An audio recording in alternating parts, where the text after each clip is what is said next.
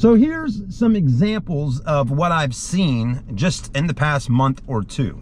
7, 6, 5, 4, 3, 2, 1. You'll never have the sacred stone.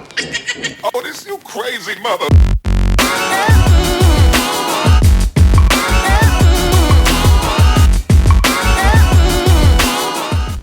Okay, today a customer comes in, he's looking at a Dodge Charger that we got, it's $38,000. And he says, I just paid a car off, my credit should be great, blah, blah, blah, you know, blah, blah. You know, then we pull the credit report on the customer, and the customer is showing a loan with Nissan for X amount of dollars. That happened, you know, just a few weeks ago. So then you go and ask the customer, well, hold on a minute, do you have a Nissan Altima that you just purchased?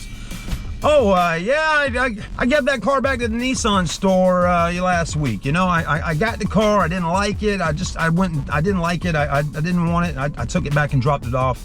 So I just dropped it off at the car lot, didn't want it, okay? Let me explain something to you, Mr. Customer. If you bought a car and you signed all that paperwork and you made an agreement with that bank that you're gonna pay them payments for that amount of time, and then you decide a week later or 2 weeks or whatever that you don't want the car anymore and you're just gonna go drop it off at the car lot, okay, that you bought it at. And then, you know, a lot of people think in their head, oh, I'll just go drop the car off over there. It's like Best Buy or Walmart or Sam's Wholesale. I can just buy something, go drop it off, and you know, they'll refund the whole thing and it won't ever go on my credit. Well, absolutely incorrect, okay?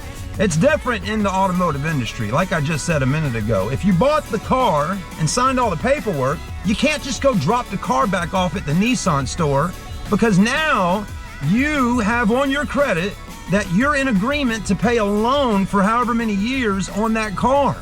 So I'm sorry, Mr. Customer, but according to your credit report right now, you got a Nissan Altima that you owe a bunch of money on, and according to you, you just gave the car back. So if you do that and you go give the car back, let me explain something to you. That is called a repossession. It does not matter if the repo man comes to your house, puts it on a truck and takes it because you ain't been paying your car payments for 3 months or 6 months, okay? That's a repossession. Some people may call it a voluntary repossession, you know? You gave a car back voluntarily. It still doesn't matter. It goes on your credit as a repo, basically saying that you signed up for an agreement and you reneged on your agreement and basically decided to give the car back, and you told that bank that gave that Nissan store all that money for that car that now that Nissan store's stuck with that car, and you got this big loan now on your thing. Let me tell you, the collectors are gonna come. Now you got a car loan on your credit and you don't have a car.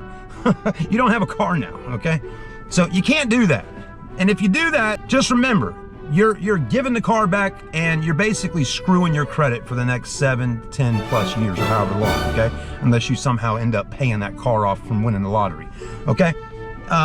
Option number 2 here, or the thing number 2 that I see happen, right? Someone buys a car, and it could be a new car, or most likely this is gonna happen in a used car situation.